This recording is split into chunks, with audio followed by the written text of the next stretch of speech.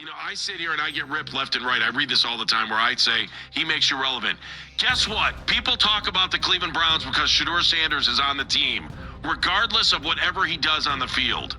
That is a fact. And that is a fact when you have a high-profile quarterback that has millions of followers on social media, that people are interested. Guess what? At the end of the day, this is an entertainment business. To a league insider who speculates on what he's heard about Harbaugh's prerequisites to even be interested in your job. Okay. $20 million a year. Not a problem. Not a problem. $10 million assistant coach budget. Not a problem. Okay. Total authority over the roster. And also would like to select his own guy to lean on, personnel guy. Okay, so would he be making the draft picks? Like, you're going to ask this guy? That kind of makes me feel uneasy. Does he want more say over the roster than what he had in Baltimore? Yes. Yes. Ooh. Which would be a total change in the structure here. I think there are 4 definite candidates for Harbaugh to end up with. Cleveland now is, I think, 4th. Okay. Miami, the Giants, and Atlanta. The Cleveland Browns are once again at the center of NFL controversy, and this time, it's not about a blown coverage, a missed throw, or a failed season. It's about something happening quietly, behind closed doors. During their head coaching search, on the surface, everything looks normal. The Browns have an opening. The league is full of experienced candidates. Big names are circulating in reports, and fans are waiting for clarity. But according to insiders close to the situation, there's a reason this process keeps stalling, and it has nothing to do with talent or timing. Over the past few weeks, the narrative shifted. First, it was pressure. Then it was the quarterback room. Then it became about fit. But none of those explanations fully add up when you look at the broader picture. Teams with more uncertainty, less talent, and worse records have been able to attract coaches without this level of resistance. So why is Cleveland different? Mike Tomlin is stepping down as the Steelers head coach after 19 years, ladies and gentlemen. We called this on the Browns Report. He's immediately a head coach candidate for the Cleveland Browns and for all the teams with openings. Okay, he might end up going to Baltimore. I don't think that's going to happen, but he might go to TV. He might be an analyst for a year. And guess what? That means he's out of the AFC North. We don't have to deal with him. Insiders now suggest that coaches are entering interviews with excitement, only to leave with hesitation. Not because they doubt their ability to win, but because they're being told, directly or indirectly, that the job may not come with real authority. Decisions that are typically left to a head coach, staff selection, defensive control, organizational structure, may already be decided before the interview even ends. And in today's NFL, that's a deal breaker. Modern head coaches don't just want a title. They want autonomy. They want the ability to build a staff they trust, install a system they believe in, and take responsibility for results, good or bad. When that control isn't guaranteed, even the most attractive opportunity quickly loses its shine. This is why insiders believe the Browns aren't being turned down because of players or pressure, but because of power. And once you understand what's allegedly being said inside those interview rooms, Cleveland's ongoing coaching chaos suddenly makes a lot more sense. The Cleveland Browns head coaching search didn't collapse overnight. What's happening now is the result of years of organizational patterns, ownership habits, and decision-making structures that have slowly shaped how the rest of the league views this job. To understand why insiders now say coaches are quietly backing away, you have to look at Cleveland's recent history, not just wins and losses, but how power has been handled inside the building. Over the past decade, the Browns have cycled through head coaches, coordinators, quarterbacks, and front office philosophies at one of the fastest rates in the NFL. Each reset came with promises of stability. Each one ended with another restart. And while rosters and systems changed, one constant remained: ownership involvement. Jimmy Haslam has never been a distant owner. He's visible, vocal, and deeply invested in outcomes. For some franchises, that kind of engagement works. For others, it creates friction, especially when football decisions begin overlapping with ownership preferences. In recent seasons, Cleveland finally appeared to be moving in the right direction.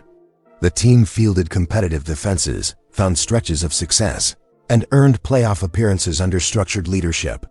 But behind that progress, tensions reportedly remained about control, particularly around coaching authority and staff decisions. That context matters now more than ever. According to insiders, the current coaching search is running into resistance not because candidates doubt Cleveland's talent, but because of how the job is being framed during interviews. Coaches want clarity. They want to know who controls the roster, who selects coordinators, and how much freedom they'll actually have once the season starts. In today's NFL, head coaches aren't just play callers. They're CEOs of football operations. And the most respected candidates around the league expect a clear chain of command. When that chain feels blurred, uncertainty sets in. Reports suggest that some candidates are being told certain pieces of the organization are already locked in, from front office roles to defensive leadership. That might sound minor on paper, but to a coach building a long-term vision, it changes everything. Staff selection isn't cosmetic. It defines culture, accountability, and scheme identity. This is where Cleveland's situation becomes complicated. If a coach believes they'll be held responsible for results without full authority to build their own staff, that risk becomes harder to justify, especially when other teams are offering cleaner structures. Even highly competitive coaches think long-term. They look at sustainability, not just opportunity, and Cleveland's history makes that calculation even more delicate. Across the league, coaches talk, agents talk, front offices talk.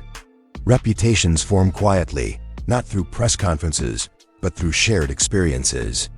When multiple candidates start hearing the same concerns, interest can cool quickly, even if the job looks attractive on the surface. That's why insiders say this search feels familiar. Not chaotic, but stuck. Progress is slow. Momentum is fragile. And clarity remains elusive. It's also why public narratives often miss the real issue. Fans hear speculation about quarterbacks, pressure, or market expectations. But inside the league, the conversation is more structural. Who's really in charge? Who makes final calls? And how much flexibility does a coach actually have? Until those questions are answered convincingly, Cleveland may continue facing the same problem: plenty of interest early, followed by hesitation when details matter most. And that sets the stage for why this coaching search has reached a critical point. As the Browns' head coaching search continues, insiders say the most important moments aren't happening in press releases or leaked candidate lists. They're happening inside the interview rooms. And according to multiple reports and league chatter, those conversations are where things begin to unravel. On paper, Cleveland's opening should be appealing. The roster has talent. The defense has proven it can compete at a high level. The fan base is passionate. And financially, ownership has never been shy about spending. But insiders say once interviews move past surface-level discussions, a different tone begins to emerge. Several league-connected voices have suggested that candidates are being informed, directly or indirectly, that certain organizational decisions are already made. This includes preferences around front office alignment and defensive leadership. While none of this has been officially confirmed by the team, the consistency of these reports has raised eyebrows across the league. For head coaches, these details matter more than salary or spotlight. Coaches entering interviews typically want clarity on three things: control, trust, and accountability. Who chooses the staff? Who shapes the system? And who owns the results when things go wrong? According to insiders, those answers aren't as clean in Cleveland as they are elsewhere. One league source described the situation as structured but restrictive. Another noted that candidates are being asked to align with existing frameworks rather than build their own. In a vacuum, that may sound reasonable. But in the NFL's current landscape, top-tier coaches expect authority that matches responsibility. This is where friction reportedly begins. If a coach believes they'll be judged on wins and losses without full autonomy to build their staff, that creates hesitation. Defensive coordinators, offensive philosophies, and assistant coaches aren't interchangeable parts. They're extensions of a head coach's identity. When those choices feel pre-selected, Candidates start questioning whether the job truly belongs to them. Insiders say this dynamic has quietly shaped how candidates view the Browns' opportunity. Interest remains early. Meetings happen. Conversations continue. But momentum stalls when structural boundaries become clear. And this isn't happening in isolation. Across the league, ownership styles are compared constantly. Coaches and agents evaluate which organizations empower leadership and which ones maintain tighter control. That reputation, fair or not, follows teams into every hiring cycle. Cleveland's past only amplifies those concerns. The Browns have shown they can win under the right circumstances. They've also shown how quickly direction can change. Coaches remember that. Front offices remember that. And candidates entering interviews weigh whether stability is real or temporary. Some insiders believe the Browns are attempting to balance continuity with change, keeping familiar voices while introducing new leadership. But balance only works if roles are clearly defined. When they're not, ambiguity creates friction. This is why the Browns' search feels slower than expected. It's not a lack of names. It's not a lack of interest. It's a lack of alignment. Until Cleveland can clearly communicate where authority begins and ends, insiders believe candidates will continue to hesitate, especially those with other options on the table. And that hesitation has consequences. The longer a search drags on, the more leverage shifts away from the team. Coaches who sense uncertainty may wait, explore other opportunities, or walk away entirely. In a league where timing matters, delays can quietly decide outcomes. This is why insiders say the Browns aren't being rejected loudly. They're being passed over quietly. And that sets up the next phase of this story, where speculation turns into decisions, and Cleveland's next move could define not just this offseason, but the direction of the franchise itself. What's happening in Cleveland right now isn't just about hiring the next head coach. Insiders believe this moment could quietly shape the Browns' future for years, especially when it comes to quarterback development, roster direction, and organizational credibility across the league. At the center of that concern is timing. The Browns are sitting at a crossroads, where coaching decisions and player futures are deeply connected. Around the league, successful franchises align leadership first, then build systems around quarterbacks and personnel. Cleveland, however, appears to be stuck in between, searching for leadership, while already debating what direction the roster should take. That uncertainty is where problems begin. Insiders say potential. Head coaches don't just evaluate the current roster. They evaluate what comes next. They ask questions about quarterback timelines, development plans, and long-term vision.